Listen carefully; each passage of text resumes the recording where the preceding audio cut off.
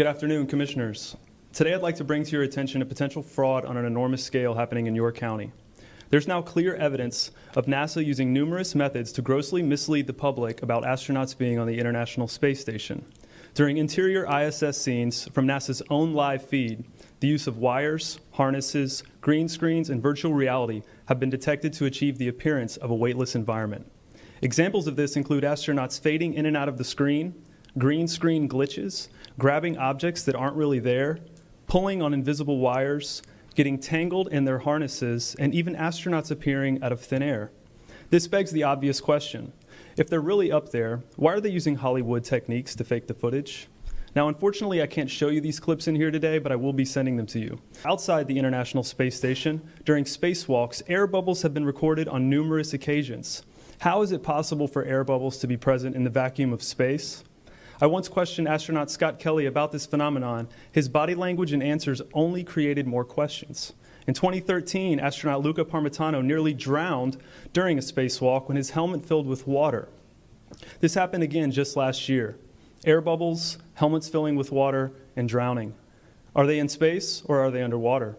Now, what's really interesting is that they train for spacewalks in an underwater pool with a complete ISS replica.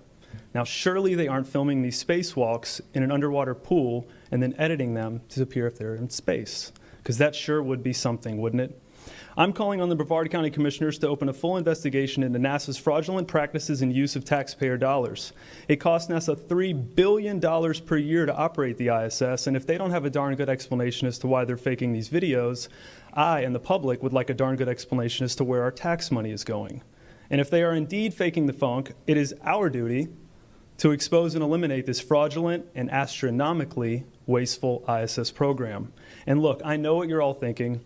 The NASA is part of the federal government, and you're just county commissioners. Even if what I'm saying is true, what can you do?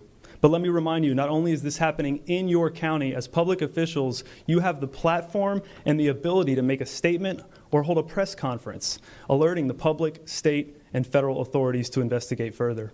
You have the power to start the conversation. Video evidence of everything I described today will be emailed to you all, and I truly hope we can get to the bottom of this.